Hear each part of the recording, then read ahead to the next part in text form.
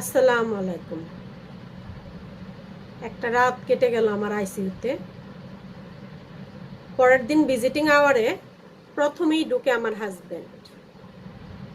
ঢুকে আমার বাম পাশে গিয়ে দাঁড়ায় এবং আমার হাতটা ধরে বলতেছে, যেভাবেই হোক আমি তোমাকে সুস্থ করে তুলব, আমার সব কিছু বিক্রি কইরা হইলেও আমি তোমাকে সুস্থ করব।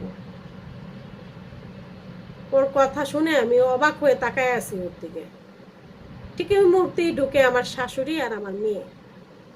আমার শাশুড়ি আমাকে জিজ্ঞেস করতেছে, কেমন আছো মা? বলি ভালো, দোয়া করেন আমার জন্য। শাশুড়ি বলতেছে, দোয়া তো করতেছি রে মা। আমি এরপরেই তাকাইলাম আমার মেয়েটার দিকে। ওর ঠোঁট ফেটে রক্ত বের হচ্ছে। বললাম, বেজলিন দাও না আম্মু। মেয়েটা বলতেছে, আম্মু বাইরে গিয়ে বেজলিন দিব।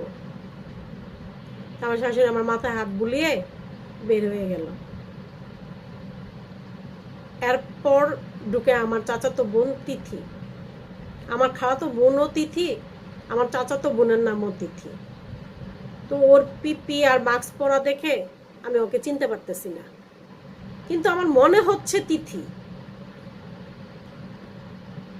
ও আমার দিকে তাকায় আছে, তা আমি ও কিছুক্ষণ তাকায় থেকে বলি, কে? ও হাসতেছে, বলতেছে, তুমি আমাকে চিনো নাই? এটা বলে মাস্ক সরাইছে পরে আমি বলি, তিথি তুই কেন? আমি তোমাকে দেখতে আসছি।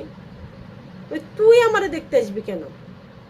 মানে গ্রামের থেকে এত দূর থেকে ও আসবে দেখতে, আমি আশ্চর্য।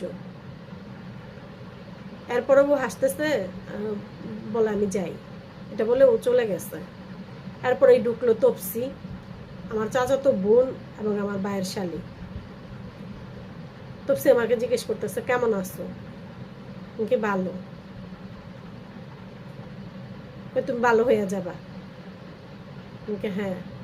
তো তপসি যাইতে না যেতেই ঢুকলো শিল্পী চাচি। শিল্পী চাচি এসে বলতেছে, মা তোমার শরীরের কি অবস্থা? আমি কি ভালো চাচি। বলে, আমরা সবাই দোয়া করতেছি তুমি ভালো হয়ে যাবা। কি জি চাচি, দোয়া করেন। আর বলতেছে আরো অনেকেই আছে, আমি যাই। তো চাচি বের হয়ে গেল, অমনি ঢুকলো নূপুর। কিন্তু এর মাঝে আমি আসলে আমার হাজবেন্ডের সাথে যে ওকে জিজ্ঞেস করবো ও এই কথাটা কেন বলছে, আমি জিজ্ঞেস করার সুযোগ পাচ্ছি না। একজনের পর একজন ঢুকতেছে শুধু। তো নূপুর, ও আমার চাচাতো বোন এবং আমার বান্ধবী, খুব ক্লোজ ফ্রেন্ড, খুব ভালো সম্পর্ক আমাদের। আজকে এই পর্যন্তই থাক।